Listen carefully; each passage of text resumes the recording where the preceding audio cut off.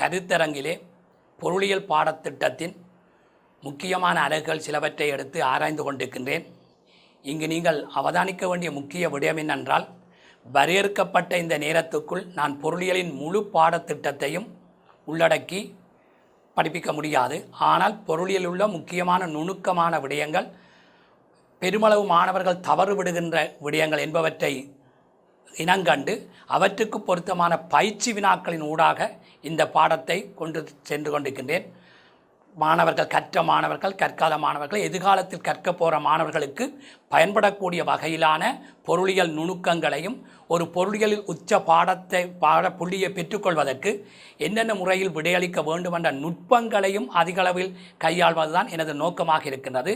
ஆகவே உங்களிடமுள்ள பாடக்குறிப்புகளை வைத்துக்கொண்டு எனது இந்த கருத்துக்களை நீங்கள் பயன்படுத்துவதன் மூலம் உச்ச புள்ளியை பெற்றுக்கொள்ளலாம் என்பதுதான் எனது கருத்து. வணக்கம் மாணவர்களே. இன்றைய கருத்தரங்கில்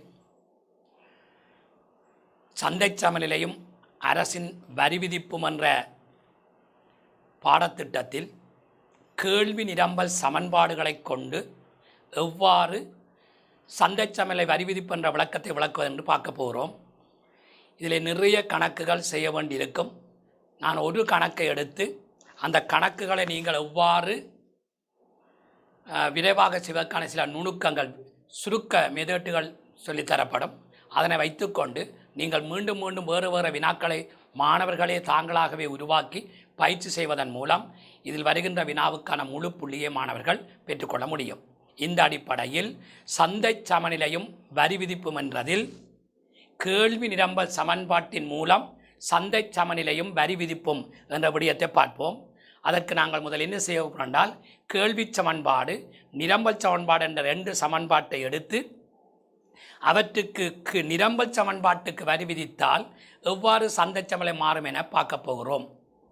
கேள்வி நிரம்பல் சமன்பாட்டின் போது சந்தை சமநிலையை கண்டு அதற்கு அலகு வரி விதித்தால் சந்தை சமநிலை என்ன மாற்றம் ஏற்படும் என்பதை விளக்குவதற்காக இங்கு ஒரு உதாரணத்தை எடுத்திருக்கிறேன்.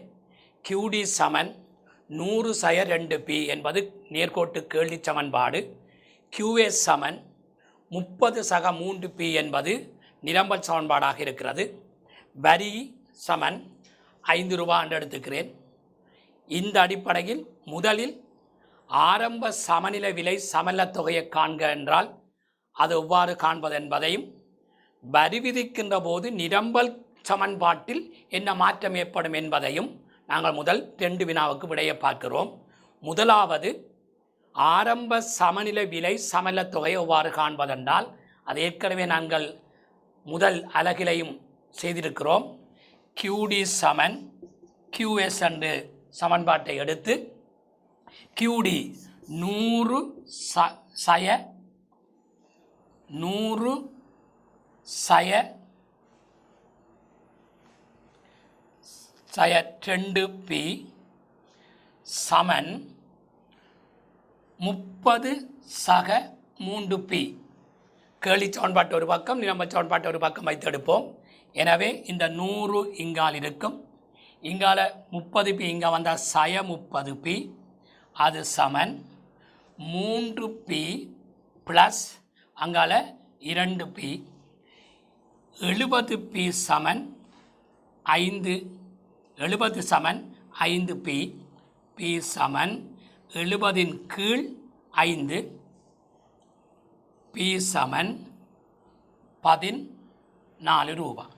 ஆகவே சமநிலை விலை 14 ரூபாய்.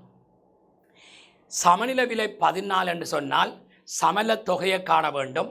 நான் முன்னரே சொன்னது போல் கேள்வி சமன்பாட்டிலும் சமநிலை விலை தொகையை காண வேண்டும், நிரம்பல் சமன்பாட்டிலும் காண வேண்டும். யாதாயினும் ஒன்றில் பிரதியிட வேண்டாம். கேள்வி சமன்பாட்டிலும் அந்த 14 ரூபாயை பிரதியிடுங்கள், நிரம்பல் சமன்பாட்டிலும் பிரதியிடுங்கள். பிரதியிட்டு சமநிலை விலை சமநிலை தொகை எவ்வளவு காண வேண்டும். அப்போ அந்த அடிப்படையில் முதலில் நாங்கள்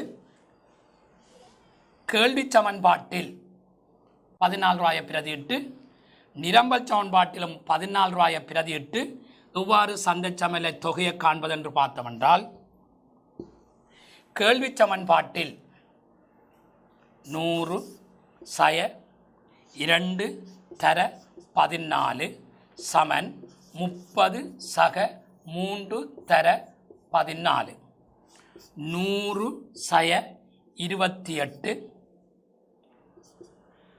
30 சக 12 42 100லிருந்து 28 போனால் 72 இங்கேயும் 72 இவ்வாறு கேள்வி சமன்பாட்டிலும் நிரம்பல் சமன்பாட்டிலும் இரண்டிலும் பிரதியிட்டு இரண்டு தொகையின் சமன் என்று காட்ட வேண்டும். யாதாயினும் ஒன்றில் பிரதியிட்டு காட்ட வேண்டாம். இதுதான் சமல விலை சமல தொகை காண்ற ஒழுங்கான முறை. எனவே சமநில விலை 14 ரூபா, சமநிலை தொகை 72 அலகென்று நீங்கள் தனியொரு எளிதில் எழுத வேண்டும். அடுத்து நாங்கள் பார்க்க போன்ற விடயம் என்னவென்றால், அரசு அலகு வரியாக 5 ரூபாவை விதித்தால் வரிக்கு பின்னுள்ள நிரம்பல் சமன்பாட்டை எவ்வாறு தயாரிப்பீர் என்று ஒரு கேள்வி கேட்கிறார்கள். அரசு அலகு வரியாக விதிக்கின்ற போது வரிக்கு பின்னுள்ள நிரம்பல் சமன்பாடு என்ன?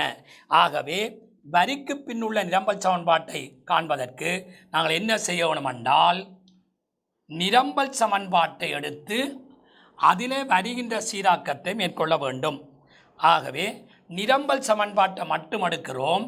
அவை QS சமன் 30 சக 3p, அந்த 3 தனிமைப்படுத்தி -t என்றால் வரிக்கு பின்னுள்ள நிரம்பல் சமன்பாடு வரும்.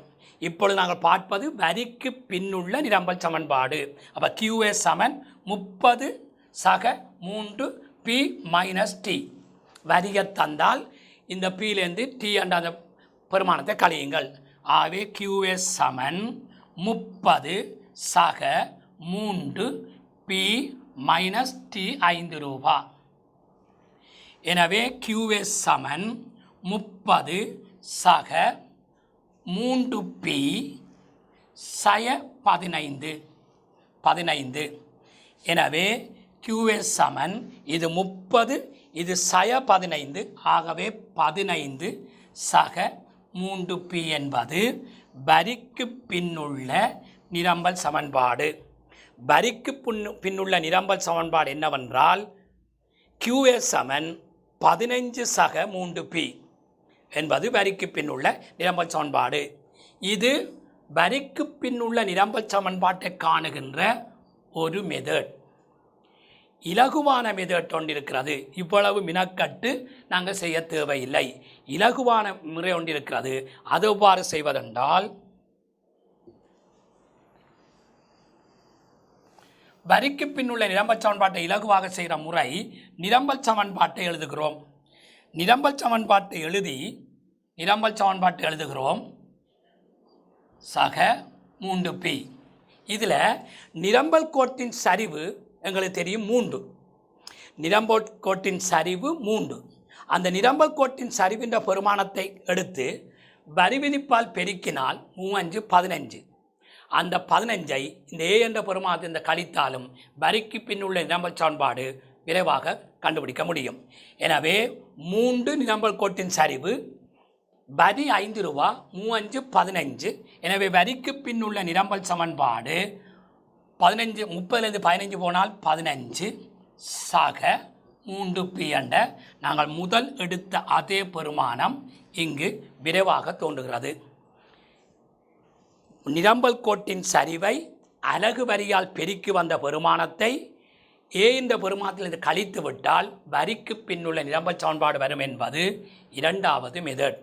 யாதாயினும் ஒரு மெத்தட்டில் நீங்கள் செய்யலாம். 2 மெத்தட்டும் செய்ய தேவையில்லை. இலகுவானது 2 நான் நினைக்கிறேன். சரிவை அலகு வரியால் பெருக்கி வந்த பெருமானத்தை ஏயிலிருந்து கழித்தால் வரும். ஏயிலிருந்து ஏன் கழிக்க வேண்டும் என்றால், வரி விதித்தால் நிரம்பல் குறையும். அதற்காகத்தான் ஏயிலிருந்து கழிக்கிறோம். எனவே வரிக்கு பின்னுள்ள நிரம்பல் சமன்பாடு இதுதான். ஆகையால் இங்கு நாங்கள் பார்க்க போகிற அடுத்த விடயம் என்னென்றால், வரிக்கு பின் புதிய சமநிலை விலை சமல தொகை என்று பார்க்க போகிறோம். வரிக்கு பின்னுள்ள நிரம்பல் சமன்பாடு கற்றுவிட்டோம். வரிக்கு பின்னுள்ள சமநிலை என்ன? கேள்வி சமன்பாட்டில் எந்தவித மாற்றமும் இல்லை. ஆகவே QD சமன் 100/2b. வரிக்கு பின் நிரம்பல் சமன்பாடு QST சமன்பாடு 15 சக 3p என்று நிறுவியிருக்கிறோம். ஆகவே வரிக்கு பின் சந்தை சமநிலையை காண்பதாக இருந்தால் QD சமன் QS என்ற பழமையான விடயம். QD 100 சய 2p, QS 15 சக 3p. ஆகவே இவரை இங்கால கொண்டு போகிறோம், அவர் அங்கால கொண்டு போகிறோம். 100 சய 15 சமன் 3p ப்ளஸ் 2p. 85 சமன் 5p. p சமன் 85 கீழ் 5, அது சமன் 1 7 17 ரூபா. சமல விலை 17 ரூபா. பி சமன் 85 கீழ் 5. எனவே புதிய சமநிலை விலை 17 ரூபா.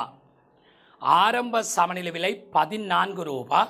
புதிய சமநிலை விலை 17 ரூபா. வரி விதித்தால் சந்தையில் விலை உயரும் என்பது எங்களுக்கு தெரிந்த விடயம். எனவே முதல் 14 ரூபாவாக இருந்த சமநிலை விலை தற்போது 17 ரூபாவாக அதிகரித்துள்ளது. 17 ரூபாவால் அது என்றால் எவ்வளவால் விலை அதிகரித்து என்றால் 14 17 ரூபா என்று சொல்லும்போது 3 ரூபாவால் விலை அதிகரித்துள்ளது. விலை உயரும் பகுதி நுகர்வோனுக்கான வரி.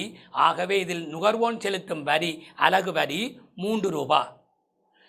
5 ரூபா அலகு வரி, அதில் 3 ரூபா நுகர்வோன் செலுத்திய வரியை கழித்தால் மீதியாக உள்ள 2 ரூபா உற்பத்தியாளன் தாங்கும் வரி, உற்பத்தியாளன் செலுத்தும் வரி. வரியின் பெருமானத்தை எவ்வாறு காண்பது?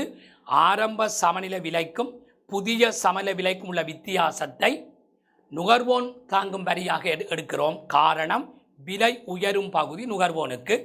ஆரம்ப சமநிலை விலை 14, புதிய சமநிலை விலை 17. 14க்கும் 17க்கும் உள்ள வித்தியாசமான 3 ரூபா நுகர்வோன் செலுத்தும் வரி. அலகு வரி 5 ரூபா, அதில் நுகர்வோன் செலுத்தும் வரி 3 ரூபாயை கழித்தால் உற்பத்தியாளன் செலுத்தும் தாங்கும் வரி 2 ரூபா. இவ்வாறு தான் சமநிலை விலையில் மாற்றத்திலிருந்து நுகர்வோன் உற்பத்தியாளன் வரி சுமையை காண்பது.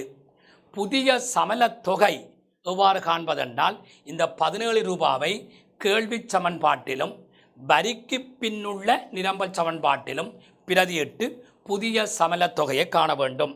எனவே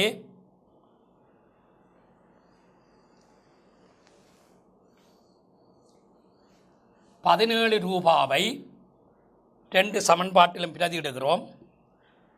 100 சய 2p சமன் 15 சக 3p. ஆகவே 100 சய 2 தர 17 சமன் 15 சக 3 தர 17. 100 சய 7 2 14 ஒன்று மிச்சம் 2 34 சமன் 15 சக 51. 100லிருந்து 34 போனால் 66, இங்கேயும் 66. ஆகவே புதிய சமநிலை தொகை 66 அலகு. புதிய சமநிலை விலை 17 ரூபா. புதிய சமநிலை விலை 17 ரூபா. புதிய சமநிலை தொகை 66 அலகு. இவைதான் வரி விதிப்பில் சமநிலையில் ஏற்படுகின்ற மாற்றம் பார்த்தோம். இதை வைத்துக்கொண்டு தான் நாங்கள் அடுத்த வினாக்கள் பார்க்க போகிறோம். நுகர்வோன் செலுத்தும் வரி எவ்வளவு, உற்பத்தியாளன் செலுத்தும் வரி எவ்வளவு, அரசாங்கத்துக்கு கிடைக்கும் வரி வருமானம் எவ்வளவு என்ற விடயங்களை அடுத்து நாங்கள் நோக்கப் போகிறோம். அரசாங்கத்தின் வரி வருமானங்களின் பங்கை பார்க்க போகிறோம். முதலில் இந்த அலகு வரி விதிப்பால், இந்த 5 ரூபாய் அலகு வரி, இந்த அலகு வரி விதிப்பால் நுகர்வோன் செலுத்தும் வரி எவ்வளவு, நுகர்வோன் செலுத்தும் வரி எவ்வாறு காண்பதென்று பார்த்தோம் என்றால், ஆரம்ப சமநிலை விலை 14 ரூபா, புதிய சமநிலை விலை 17 ரூபா. ஆரம்ப சமநிலை விலைக்கும் புதிய சமநிலை விலைக்கும் இடைப்பட்ட 3 ரூபா நுகர்வோன் செலுத்தும் வரி. ஆகவே 3 ரூபா நுகர்வோன் செலுத்தும் வரி தர புதிய சமலத் தொகை 66. எனவே நுகர்வோன் செலுத்தும் வரி 3018 198 ரூபா. 198 ரூபா. 3018 மிச்சம் 3018 மொத்தம் 198 ரூபா. இது நுகர்வோன் செலுத்தும் வரி. எவ்வாறு கண்டோம்? புதிய சமல விலைக்கும் ஆரம்ப சமல விலைக்கும் இடைப்பட்டது நுகர்வோன் தாங்கும் வரி தர புதிய சமல தொகை. உற்பத்தியாளன் செலுத்தும் வரி எவ்வளான்னு பார்த்தோம்னால் அலகு வரி 5 ரூபா, நுகர்வோன் செலுத்தும் வரி 3 ரூபா. 5 ரூபாயிலிருந்து 3 ரூபா போனால் 2 ரூபா. அந்த 2 ரூபாவை புதிய சமல தொகையால் பெருக்கினால் அலகு வரி வரும் 132 ரூபா. எனவே உற்பத்தியாளன் செலுத்தும் வரி 132 ரூபா. மொத்த வரியை 2 விதத்தில் காணலாம். இதை கூட்டுவோம். 0.33. மொத்த வரி வருமானம் அரசுக்கு 330 ரூபாவாக இருக்கும். இந்த மொத்த வரி வருமானத்தை இன்னொரு விதத்தில் காண்பதாயிருந்தால் அலகு வரி 5 ரூபாவை 66ஆல் பெருக்கினாலும் அதே விட தான் வரும். ஆகவே அரசின் வரி விதிக்கின்ற போது உற்பத்தியாளன் மீதும் நுகர்வோன் மீதும் வரி விதிக்கின்ற போது அது அரசுக்கு எவ்வாறு அந்த வரி வருமானம் கிடைக்கும் என்பதை தனித்தனியாகவும் பார்த்தோம். கூட்டியும் காணலாம் என்பதை எடுத்துக்கிறோம். இந்த வரி விதிப்பால் சமூக இழப்பு என்ன என்று பார்க்க போகிறோம். கணக்கினூடாக சமூக இழப்பு என்னென்று பார்க்கிறோம். அதன் பின் இந்த வரைபடங்களை எவ்வாறு நோக்கு என்று பார்க்கலாம். சமூக இழப்பு என்னென்று பார்ப்போம். வரி விதிப்பால் சமூக இழப்பு என்ன? சமூக இழப்பை காண்பதற்கான இலகுவான சமன்பாடு அலகு வரி தர சமலத்தொகை மாற்றம். சமலத்தொகை அல்ல, சமலத்தொகை மாற்றத்தின் கீழ் 2 என்றால் வரி விதிப்பால் சமூக இழப்பு என்னென்று காணலாம். இந்த சமூக இழப்பு என்றால் என்ன, சமூக இழப்பை காண்பது எவ்வாறு என்பதெல்லாம் அடுத்து வரும் அலகுகளில், அடுத்து வரும் கருத்தரங்குகளில் இந்த சமூக இழப்பை வரிப்படத்தில் எவ்வாறு பார்ப்பது, குறியீட்டில் எவ்வாறு பார்ப்பதெல்லாம் பார்க்க போகிறோம். ஆகவே இங்கே அலகு வரி 5 ரூபா, சமலத்தொகை மாற்றம் ஆரம்ப சமலத்தொகை 72, புதிய சமலத்தொகை 66. 72க்கும் 66க்கும் உள்ள வித்தியாசம் 6. ஆகவே 5 தர 6 கீழ் 2. அலகு வரியை சமலத்தொகை மாற்றத்தால் பெருக்கி வந்த விடையை 2ஆல் பிரித்தால் சமூக இழப்பு தோன்றும். ஆகவே 30 கீழ் 2 சமன் சமூக இழப்பு 15 ரூபா. சமூக இழப்பு என்றால் என்ன? அரசாங்கத்தின் வரி வருமானத்தை காட்டிலும் பொருளாதார மிகை உயர்வாக இருப்பது சமூக இழப்பு. அரசாங்கத்தின் வருமானத்தை காட்டிலும் பொருளாதார மிகை, வரி விதிப்புக்கு பின் உள்ள பொருளாதார மிகை உயர்வாக இருப்பது சமூக இழப்பு. இப்பொழுது சுருக்கமாக கூறலாம். எனவே வரி விதிப்பால் சமூக இழப்பில் என்ன மாற்றம் ஏற்படும் என்று சொன்னால் இவ்வாறான இந்த சமன்பாட்டை நாங்கள் போடுவதன் மூலம் சமூக இழப்பை காணலாம். ஆகவே கேள்வி நிரம்பல் சமன்பாட்டின் மூலம் எவ்வாறு சமநிலை விலை சமலத்தொகையை கண்டு அதன் பின்பு வரி விதித்தால் சந்தை சமநிலையில் எவ்வாறு மாற்றம் ஏற்படும் என்பதை பார்த்திருக்கிறோம். அடுத்து நாங்கள் பார்க்க போன்ற விடயம், இந்த கேள்வி நிரம்பல் சமன்பாட்டை தராமல் நெகிழ்ச்சி குணகங்கள் தரப்பட்டால் அந்த நெகிழ்ச்சி குணகத்தின் அடிப்படையில் வரியின் பெரும் பங்கை யார் ஏற்பார், வரியின் குறைந்த பங்கை யார் ஏற்பார் என்ற அடுத்த விடயத்தை பார்க்க போகிறோம். ஒரு முக்கியமான விடயம், கேள்வி நெகிழ்ச்சி குணகம் நிரம்ப நெகிழ்ச்சி குணகம் தந்து அலகு வரியும் தரப்பட்டால் அந்த பண்டத்தின் விலை எத்தனை ரூபாவால் அதிகரிக்கும் என்றொரு கேள்வி கேட்கலாம். அல்லது இவ்வாறு தரப்பட்ட பின் நுகர்வோன் பெறுகின்ற வரியின் சுமை என்ன, உற்பத்தியாளன் பெறுகின்ற தாங்குகின்ற வரியின் சுமை என்ன என்று கேட்கலாம். அவ்வாறு தந்தால் இந்த நெகிழ்ச்சி குணகத்தின் அடிப்படையில் வரி சுமையை எவ்வாறு காண்பதென்ற ஒரு பிரதான விடயமாக இருக்கும். மாணவர்கள் அறிந்திருக்கலாம் அல்லது அறியாத விடயமாக இருக்கலாம். ஆனால் இலகுவான முறை இது. கேள்வி நெகிழ்ச்சி குணகம் PED சமன் -0.8 எடுக்கிறோம். நிரம்பல் நெகிழ்ச்சி குணகம் PES சமன் 1.2 எடுக்கிறோம்.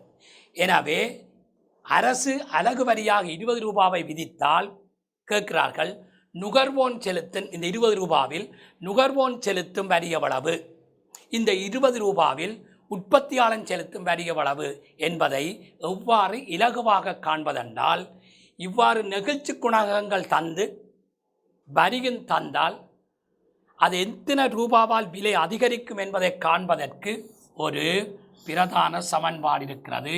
இதுதான் அந்த சமன்பாடு. அதாவது நெகிழ்ச்சி குணகமும் தந்து வரியும் தந்த பின் எவ்வளவால் விலை அதிகரிக்கும், எவ்வளவு பங்கை நுகர்வோன் ஏற்பான், ரெண்டும் ஒன்றுதான் என்பதற்காக காண்பதற்கான விடயம் டெல்டா பி என்றா விலையில் ஏற்படும் மாற்றம் சமன் நிரம்பல் நெகிழ்ச்சியின் கீழ் நிரம்பல் நெகிழ்ச்சியிலிருந்து கேளி நெகிழ்ச்சியை கழித்து வார விடையை அலகு வரியால் பெருக்கினால் விலை மாற்றம் வரும். விலை மாற்றம் வரும் என்றால் கருத்து என்ன? நுகர்வோன் தாங்கும் வரி வரும். அப்போ இந்த அடிப்படையில் இந்த 20 ரூபாவில் நுகர்வோன் செலுத்தும் வரி எவ்வளவு அல்லது சமல விலை எவ்வளவால் அதிகரிக்கும் என்பதை பார்ப்போம். டெல்டா பி சமன் கேள்வி நெகிழ்ச்சி நிரம்பல் நெகிழ்ச்சி 1.2 கீழ் நிரம்பல் நெகிழ்ச்சி 1.2 மைனஸ் அதில் இந்த கழிக்கட்டம் கேள்வி நெகிழ்ச்சி -0.8 தர அலகு வரி 20 ரூபா. எனவே இப்போ நாங்கள் என்ன செய்ய போகிறோம் என்றால் 1.2 கீழ் 1.2 மைனஸ் -0.8 என்றால் இதை பெருக்கினால் ப்ளஸ் ஆகும். அப்போ ரெண்டையும் கூட்டினால் 2 வரும். தர அலகு வரி 20 ரூபா. இப்போ விலையில் ஏற்படும் மாற்றம் எவ்வளோ என்றால் இதால் பெருக்குகிறோம், பிரித்தால் 10 பெருக்கினால் 12 ரூபா. எனவே இந்த பண்டத்தின் சமநிலை விலை முன்னரை விட எவ்வளவால் அதிகரிக்கப் போதென்றால் 12 ரூபாவால் அதிகரிக்கப் போகிறது. இப்பொழுது விரைவாக நாங்கள் மற்ற விடைகளை சொல்ல முடியும். நுகர்வோன் செலுத்தும் வரி எவ்வளோ என்றால் 12 ரூபா. காரணம் விலை அதிகரிக்கும் பகுதி நுகர்வோனுக்கு. இப்போ நுகர்வோன் செலுத்தும் வரி எவ்வளவு? 12 ரூபா. உற்பத்தியாளன் செலுத்தும் வரி எவ்வளவு? 20 ரூபா அலகு வரி. அதில் 12 ரூபாவை கழித்தால் மீதி 8 ரூபா உற்பத்தியாளன் செலுத்தும் வரி. அலகு வரியிலிருந்து நுகர்வோன் செலுத்தும் வரியை கழித்தால் உற்பத்தியாளன் தாங்கும் வரி. இங்கு மாணவர்கள் ஒரு விடயத்தை நினைவைத்திருக்க வேண்டும். வரி விதிப்பில் கேள்வி நெகிழ்ச்சியா நிரம்பல் நெகிழ்ச்சியா செல்வாக்கு செலுத்தும் என்பதை எவ்வாறு கண்டறிவதென்றால் கேள்வி நெகிழ்ச்சியையும் பார்க்க வேண்டும், நிரம்பல் நெகிழ்ச்சியையும் பார்க்க வேண்டும். அந்த 2 நெகிழ்ச்சியிலும் எது குறைவாக உள்ளதோ அந்த நெகிழ்ச்சி தான் வரியில் செல்வாக்கு செலுத்தும். வரியின் பெரும் பங்கை யார் ஏற்பார் என்பது கேள்வி நெகிழ்ச்சியையும் நிரம்பல் நெகிழ்ச்சியையும் ஒப்பிட வேண்டும். அப்படி ஒப்பிடும்போது எது குறைவாக இருக்குதோ அவர் பெரும் பங்கை ஏற்பார். அவரே வரி விதிப்பில் செல்வாக்கு செலுத்தும். இங்கே பாருங்கள், சரியாக இருக்கும். கேள்வி நெகிழ்ச்சி 1.2, நிரம்பல் நெகிழ்ச்சி 1.2, கேள்வி நெகிழ்ச்சி 0.8. எனவே ஒப்பீட்டு ரீதியில் கேள்வி நெகிழ்ச்சி குறைவு. கேள்வி நெகிழ்ச்சி இங்கே குறைவு. கேள்வி நெகிழ்ச்சி குறைவாக இருக்குது, அதே நேரம் 1க்கு குறைவாக இருக்குது. 1க்கு குறைவாக இருந்தால் வரியின் பெரும் பங்கை ஏற்கனவே படித்திருக்கிறோம். 1க்கு குறைவாக இருந்தால் கேள்வி நெகிழ்ச்சி 1க்கு குறைவாக இருந்தால் வரியின் பெரும் பங்கை நுகர்வோன் ஏற்பான். ஆகவே இங்கே பார்த்தாலும் விலை மாற்றம் 12 ரூபா. 20 ரூபாவில் 12 ரூபாவை ஆர் ஏற்கிறான்? நுகர்வோன் ஏற்கிறான். இவ்வாறான வினாக்கள் எம்சிக்யூக்கு மிக அவசியமானது. வந்த சில கேள்விகளும் கூட. எனவே அதை இலகுவாக காண்ற முறைகள், அட்டவணையிலிருந்து சமன்பாடுகளிலிருந்து இலகுவாக காண்ற முறைகள் எவ்வாறு என்று பார்த்தோம். அப்போ இதில் நான் ஒரு சமன்பாடு கேள்வி நெகிழ்ச்சி குணகம் நிரம்பல் நெகிழ்ச்சி குணகம் தந்து வரியும் தரப்பட்டு அந்த வரிச்சுமை எவ்வாறு காண்பது என்பதற்கான முறையை பார்த்தோம். இதே போல அட்டவணைகள் தரப்பட்டு வரிக்கு முன்னுள்ள அட்டவணை வரிக்கு பின்னுள்ள அட்டவணை என்பதை எவ்வாறு இலகுவாக கண்டறிய முடியும் என்பதையும் நாங்கள் தொடர்ந்து அவதானிப்போம். இன்னும் ஒரு கணக்கை செய்கிறோம். நெகிழ்ச்சி குணகங்கள் தந்தால் வரிச்சுமையை யார் பெரும் பங்கு ஏற்பார் என்பதற்கான இன்னொரு வினா. கேள்வி நெகிழ்ச்சி குணகம் 1.2, நிரம்பல் நெகிழ்ச்சி குணகம் 0.8, வரி டி சமன் 20 ரூபா. எனவே இங்கு நுகர்வோன் தாங்கும் வரி எவ்வளவு, உற்பத்தியாளன் தாங்கும் வரி எவ்வளவு என்று பார்க்க போகிறோம். நான் முன்னரே சொன்னது போல் கேள்வி நெகிழ்ச்சி குணகம் நிரம்பல் நெகிழ்ச்சி குணகத்தில் எந்த நெகிழ்ச்சி குறைவாக உள்ளதோ அவர்தான் வரியின் பெரும் பங்கை ஏற்பார் என்று ஏற்கனவே சொல்லியிருக்கிறேன். இந்த கணக்கில் கேள்வி நெகிழ்ச்சியை விட நிரம்பல் நெகிழ்ச்சி குறைவாக இருப்பதால் ஆகவே இங்கு வரியின் பெரும்பங்கை ஏற்கப் போபவர் யாராக இருப்பார், வரியில் செல்வாக்கு செலுத்துபவர் யாராக இருப்பார் என்றால் நிரம்பல் நிகழ்ச்சியாக இருக்கும். பார்ப்போம். சமன்பாடு இதுதான். டெல்டா பி சமன் விலையில் ஏற்பட்ட மாற்றம் சமன். இது சமன்பாடு மாறாது. என்ன குணகம் தந்தாலும் இந்த சமன்பாடு மாறாது. அதுக்கேற்ற மாதிரி சமன்பாட்டை மாற்றக்கூடாது. அப்போ டெல்டா பி சமன் பிஇஎஸ்ஸின் கீழ் பிஇஎஸ் மைனஸ் பிஇடி தர இன்டு டி. ஆகவே முதலில் நிரம்பல் நிகழ்ச்சி குணகம் 0.8, அதன் கீழ் நிரம்பல் நிகழ்ச்சி குணகம் 0.8 மைனஸ் கேள்வி நிகழ்ச்சி குணகம் 1.2 தர வரி 20 ரூபாய். எனவே இதை நாங்கள் சுருக்கி காணப்போகிறோம். 0.8 கீழ் 2 பெருக்கினால் 2 தர 20 ரூபாய். ஆகவே அது சமன். இதை பெருக்கின வெட்டினம் என்றால் 10, தசமட்டால் பெருக்கினால் 8 ரூபாய். 10 வரும் 8 ரூபாய். 8 ரூபாய் விலை மாற்றம், சமல விலை மாற்றம் 8 ரூபாய். ஆகவே இந்த பண்டத்தின் விலை 8 ரூபாவால் அதிகரிக்கப் போகிறது. 8 ரூபாவால் அதிகரிக்கப் போகிறது என்றால் அதிகரிக்கிற பகுதி நுகர்வோனுக்கு. ஆகவே இந்த 8 ரூபாய் நுகர்வோனுக்கான வரி. நுகர்வோனுக்கான வரி 8 ரூபாய். இங்கு கேட்கிறார்கள் நுகர்வோருக்கான வரி எவ்வளவு கேட்டால் 8 ரூபாய், உற்பத்தியாளனுக்கான வரி எவ்வளவு கேட்டால் வரி எவ்வளவு 20 ரூபாய். அதிலிருந்து நுகர்வோன் தாங்கும் வரியான 8 ரூபாவை கழித்தால் மீதி உற்பத்தியாளன் தாங்கும் வரி 12 ரூபாய். இதைத்தான் நான் முதலே சொன்னேன். கேள்வி நெகிழ்ச்சியையும் நிரம்பல் நெகிழ்ச்சியையும் ஒப்பிடுகின்ற போது எந்த நெகிழ்ச்சி குறைவாக உள்ளதோ அந்த நெகிழ்ச்சி வரியில் செல்வாக்கு செலுத்தும் என்று இங்கு நாங்கள் பார்த்தோமென்றால் நிரம்பல் நெகிழ்ச்சி குறைவாக இருப்பதால் தான் வரியின் பெரும் பங்கை யார் ஏற்கிறார் என்றால் உற்பத்தியாளர் ஏற்கிறார். எவ்வளவு என்றால் 12 ரூபாய் ஏற்கிறார். 20 ரூபாவில் 12 ரூபாய் இந்த கணக்கில் உற்பத்தியாளர் ஏற்கிறார். எனவே வரி சுமையை எவ்வாறு சமன்பாட்டில் காண்பதென்றால் ஒப்பீட்டு ரீதியில் எந்த நெகிழ்ச்சி குறைவாக உள்ளதோ அந்த நெகிழ்ச்சியாளன் வரியின் பெரும் பங்கை ஏற்பார் என்பது இங்கு நீங்கள் அவதானிக்க வேண்டிய ஒரு விடயம். இன்னும் ஒரு நுணுக்கம். நான் இந்த கருத்தரங்கிலே நான் பாடத்திட்டத்தை பூர்த்தி செய்ய வரவில்லை. பாடத்திட்டத்தை பூர்த்தி செய்வதற்கான காலமல்ல இது. இந்த கருத்தரங்கின் பிரதான நோக்கம் ஒவ்வொரு அலகிலும் உள்ள சில நுணுக்கங்களை சொல்லித் தருவதே தவிர பொருளியல் பாடத்திட்டம் முழுவதையும் இங்கு நான் கற்பிப்பதற்கு நான் வரவில்லை. அதுக்கான காலப்பகுதி போதுமானதாகவும் இருக்காது. நீங்கள் கற்றதுக்குள் கற்றறிந்ததற்குள் மேலதிகமாக தரக்கூடிய சில நுணுக்கங்களும் மிக விரைவாக இந்த விடயங்களை எவ்வாறு கண்டறிவதற்கான நுணுக்கங்களையும் தான் தருகிறனே தவிர இந்த அலகிலே இந்த கருத்தரங்கிலே நான் பாடத்திட்டத்தை முழுமையாக பூர்த்தி செய்யவில்லை. என்றாலும் பாடத்திட்டத்தை உள்ளடக்கிய பயிற்சி வினாக்களைத்தான் செய்கின்றேன். சிறிய சிறிய அலகுகள் சிறிய சிறிய நோட்ஸ்களாக கருத்தரங்களாக மாறுவற்றை நீங்கள் எப்படியும் பெற்றுக்கொள்ளலாம். அதை நாங்கள் இங்கு நின்று குறிப்பிட்டு சொல்ல வேண்டிய அவசியம் இல்லை. அடுத்து நாங்கள் பார்க்க போகிறோம் இன்னொரு விடயம். இந்த நெகிழ்ச்சி குணகத்தை வைத்துக்கொண்டே வருகின்ற இன்னொரு விடயத்தை பார்க்க போகிறோம். என்னவென்றால் கேள்வி நெகிழ்ச்சி குணகமும் நிரம்பல் நெகிழ்ச்சி குணகமும் சமனாக இருந்தால் வரிச்சுமை எவ்வாறு இருக்கும் என்று அடுத்தொரு விடயத்தை பார்க்க போகிறோம்.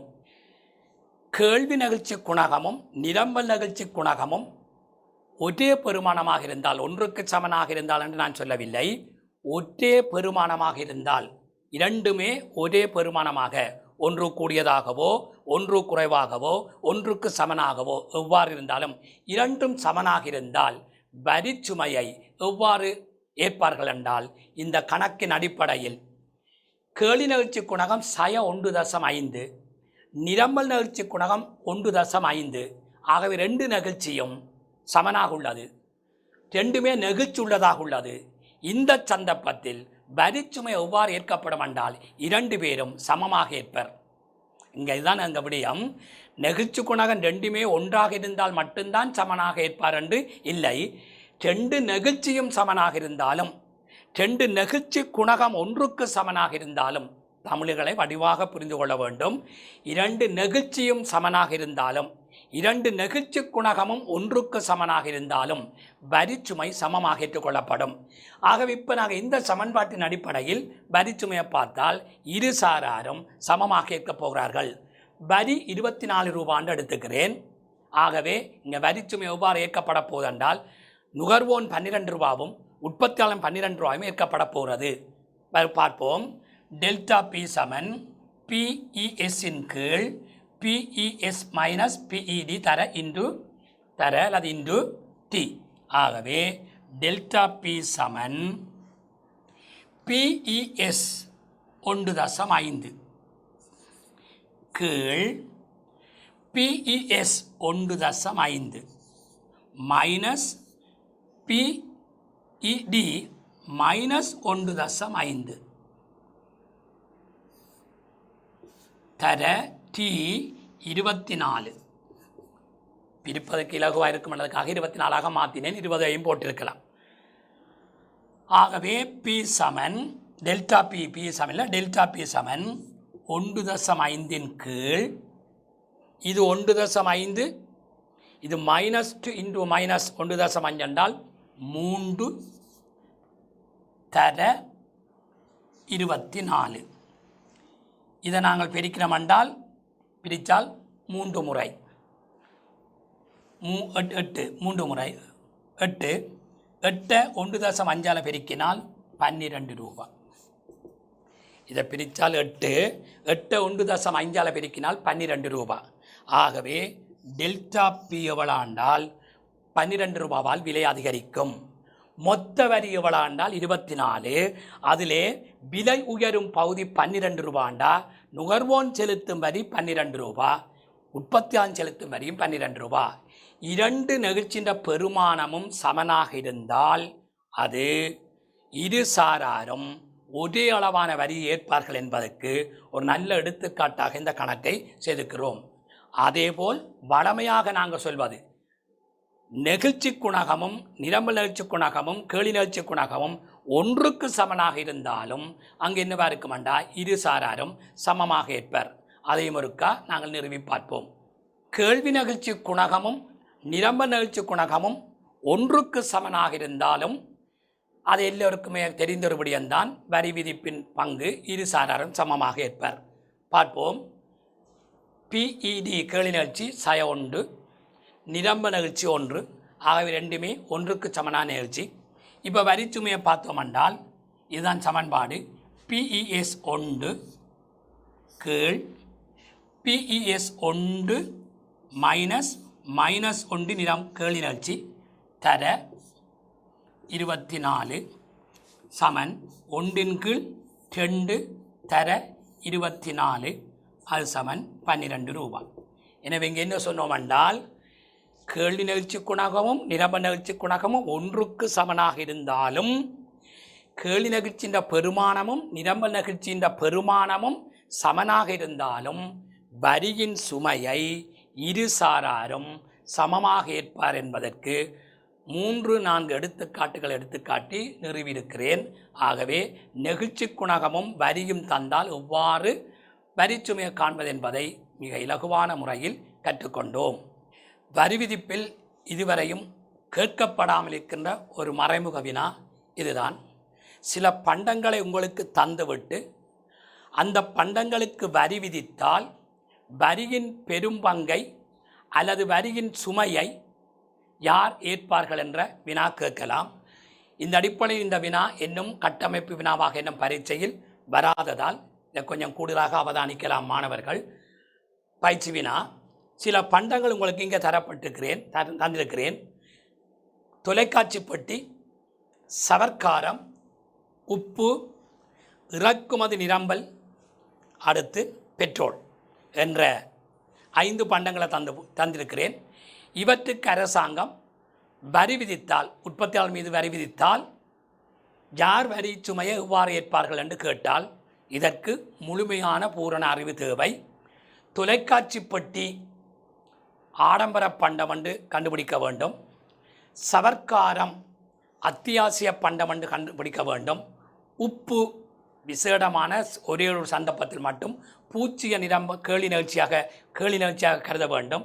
இறக்குமதி நிரம்பல், முடிவிலி நிரம்பல் நிகழ்ச்சி, பெட்ரோல் அத்தியாவசிய பண்டம். பெட்ரோல் அத்தியாவசிய பண்டம், ஆடம்பர பண்டம் அல்ல, அத்தியாவசிய பண்டம். எனவே முதலில் இங்கே என்ன தெரிய வேண்டும் என்றால், இது நெகிழ்ச்சி உள்ளதா நெகிழ்ச்சியற்ற பண்டமான்னு கண்டுபிடிக்க வேண்டும்.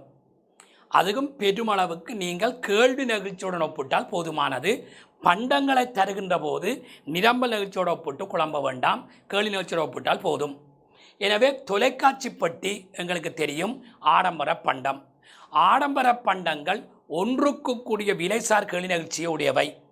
ஒன்றுக்கு கூடிய விலைசார் கேள்வி நிகழ்ச்சிக்கு வரி விதித்தால் எங்களுக்கு நன்றாகவே தெரியும் வரியின் பெரும் பங்கை உற்பத்தியாளன் ஏற்பான்.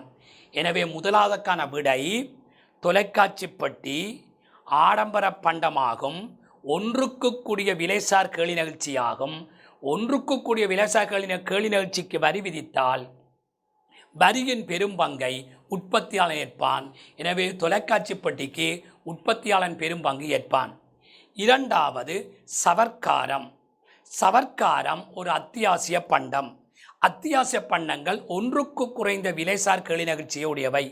ஒன்றுக்கு குறைந்த விலைசார் கேள்வி நிகழ்ச்சிக்கு வரி விதித்தால் வரியின் பெரும் பங்கை நுகர்வோன் ஏற்பான். ஆகவே சவர்க்காரத்துக்கு வரி விதித்தால் வரியின் பெரும் பங்கை நுகர்வோன் ஏற்பான். மூன்றாவது உப்பு. இது விசேடமான ஒரு சந்தை, உப்பண்டு தரேக்க மட்டும்தான் இந்த விடை பொருந்தும். மூன்றாவது உப்பு. இது பூச்சிய விலைசார் கேள்வி நிகழ்ச்சி. பூச்சிய விலைசார் கேள்வி நிகழ்ச்சியுடைய பண்டமான உப்புக்கு வரி விதித்தால் வரியின் முழு சுமையையும் நுகர்வோன் ஏற்பான்.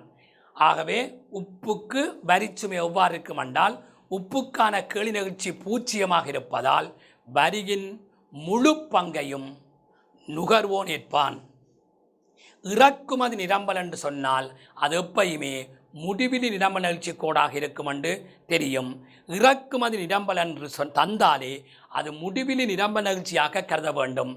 முடிவிலி நிரம்பல் நிகழ்ச்சிக்கு வரி விதித்தால் நிரம்பல் கோடு மேல் நோக்கி நகரும் என்று பார்த்துக்கிறோம். எனவே முடிவிலி நிரம்பல் நிகழ்ச்சிக்கு வரி விதிக்கின்ற போது வரியின் முழு பங்கையும் நுகர்வோனே ஏற்பான். ஒரே விட திருப்ப வந்தால் வேறு விடையாக இருக்குமோன்னு யோசிக்கக்கூடாது. அறிவுதான் முக்கியமே தவிர அடுக்குகள் முக்கியமில்லை. ஆகவே இறக்குமதி நிரம்பல் நிகழ்ச்சிக்கு வரி விதிக்கின்ற போது வரியின் முழு சுமையையும் நுகர்வோன் ஏற்பான். பெட்ரோல் ஏற்கனவே சொன்னது போல் சவர்க்காரம் மாதிரித்தான் பெட்ரோலும். அது ஒரு அத்தியாவசிய பண்டம். பெட்ரோல் ஆடம்பர பண்டம் அல்ல. பெட்ரோல் காருக்கு பயன்படுகிறது. கார் ஆடம்பர பண்டம் என்றால் பெட்ரோல் ஆடம்பர பண்டம் என்று வரக்கூடாது. கேட்டது பெட்ரோல். பாவனை கூடிய பண்டங்கள் அத்தியாவசிய பண்டம். எனவே பெட்ரோல் ஒரு அத்தியாவசிய பண்டம். அத்தியாவசிய பண்டங்களுக்கு வரி விதிக்கின்ற போது அது ஒன்றுக்கு குறைந்த கேள்வி நிகழ்ச்சியாக இருப்பதால் வரியின் பெரும் பங்கை நுகர்வோன் ஏற்பான். இவ்வாறு பண்டங்களை தருகின்ற போது முதல் நீங்கள் கண்டுபிடிக்க வேண்டிய விடயம் கேள்வி நிகழ்ச்சியை மட்டுமே கவனத்தில் கொள்க. பண்டம் தரேக்க கேள்வி நிகழ்ச்சியை மட்டுமே, விலைசார் கேள்வி நிகழ்ச்சியை மட்டுமே கவனத்தில் கொள்க. அதிலே நெகிழ்ச்சி உள்ளதா நெகிழ்ச்சி அற்றதாண்டு கண்டுபிடித்து, நெகிழ்ச்சி உள்ளதாக இருந்தால் கேள்வி நிகழ்ச்சி ஒன்று கூடுதலாக இருந்தால் உற்பத்தியாளன் பெரும் பங்கு, கேள்வி நிகழ்ச்சி ஒன்றுக்கு குறைவாக இருந்தால் நுகர்வோன் பெரும் பங்குன்றது தெரியும். பூச்சியத்துக்கும் முடிவிலிக்கும் நான் ஏற்கனவே சொன்ன அதே விடைகளே பொருந்துகின்றன. எனவே ஒரு வரி விதிப்பில் எவ்வாறு வினாக்கள் வந்தால், மறைமுக ஒரு வினா பண்டத்தை தந்து போட்டு வந்தால் அதை எவ்வாறு கண்டறியலாம் என்று நோக்கி கொண்டிருக்கிறோம். அடுத்து நாங்கள் பார்க்க போன்ற விடயம், வரி விதிப்பில் நாங்கள் பார்க்கின்ற அடுத்தொரு விடயம், அட்டவணைகள் தரப்பட்டால் அந்த அட்டவணையின் புதிய நிரம்பல் அட்டவணையை எவ்வாறு தயாரிப்பதென்ற விடயங்களை பார்க்க போகிறோம். கேள்வி நிரம்பல் நெகிழ்ச்சியின் அடிப்படையில் வரைபடத்தின் மூலம் வரி சுமையை பார்த்தோம், சமன்பாட்டின் மூலம் வரி சுமையை பார்த்தோம். கேள்வி நிரம்பல் நெகிழ்ச்சி குணகம் தந்தால் எவ்வாறு வரி சுமையை பார்ப்பது என்று பார்த்தோம். இப்பொழுது உள்ள ஒரு பிரதான விடயம், இதுதான் அண்மை காலத்தில் அடிக்கடி வருகின்ற வினா, அட்டவணைகளில் இருந்து புதிய சமல விலை சமல தொகை காண்பது. இந்த அட்டவணையின் அடிப்படையில் 3 வகையான கேள்விகள் வரும். அதில் ஒரு வினாவை இதில் நான் செய்கின்றேன். இந்த அட்டவணையை பாருங்கள். விலை 2 ரூபாய், 4 ரூபாய், 6 ரூபாய், 8 ரூபாய், 10 ரூபாய். கேள்வித்தொகை 200, 180, 160, 140, 120. நிரம்பல் தொகை 160 180 200 220 240 என்று தரப்பட்டு ஆரம்ப சமல விலை சமலத்தொகை கேட்டால் அது எல்லோருக்கும் இலகுவாக தெரியும். 4 ரூபாய் விலையில் கேள்வித் தொகையும் நிரம்பல் தொகையும் சமனாக இருப்பதால் இதுதான் சமநிலை. ஆகவே சமநிலை விலை 4 ரூபாய், சமநில தொகை 180 அலகு. இது எல்லோரும் அறிந்தோர் இலகுவான விடயம்.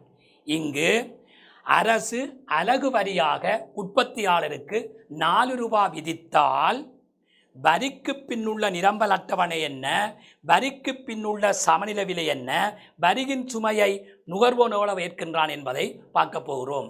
ஆகவே அலகு வரியாக அரசு 4 ரூபாவை தந்துள்ளதால் வரிக்கு பின்னுள்ள நிரம்பல் அட்டவணையை பார்க்க போகிறோம். இதுதான் வரிக்கு பின்னுள்ள நிரம்பல் அட்டவணை. வரிக்கு பின்னுள்ள நிரம்பல் அட்டவணை இதுதான். இது எவ்வாறு இலகுவாக காண்பது? இந்த அட்டவணை தயாரிப்பதில் மாணவர்கள் கொஞ்சம் சிக்கல் இருக்கிறது, பாடமாக்கி செய்கிறார்கள். இது எவ்வாறு காண்பதென்றால் இலகு. எவ்வளவு அலகு வரி? 4 ரூபாய். அந்த 4 ரூபாவை ஏற்கனவே தந்த விலையிலிருந்து கழியுங்கள். 10 ரூபாயிலிருந்து 4 ரூபா போனால் 6 ரூபாய் வரும். இந்த 6 ரூபாவில் ஆரம்பத்தில் இந்த நிரம்பல் எவ்வளவு? 200. அதுதான் தற்போதுள்ள 10 ரூபாய் இந்த நிரம்பல்.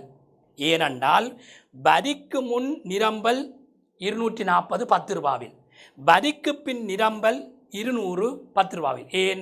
வரி விதித்தால் நிரம்பல் குறையும். அப்போ இலகுவான முறை என்னென்றால் அவர்கள் தந்தந்த வரியை ஏற்கனவே தந்த விலையிலிருந்து கழித்தால் அடுத்த விலை எவ்வளோ வரும் என்றால் 10லேருந்து 4 கழித்தால் 6 வரும். அந்த 6 ரூபாவுக்கு நேர உள்ள நிரம்பல் 200. இதுதான் தற்பொழுது வரிக்கு பின்னுள்ள நிரம்பல். அதே போல 6 ரூபாயிலிருந்து தந்த வரி 4 ரூபாயை கழித்தால் எவ்வளோ வரப்போகுது?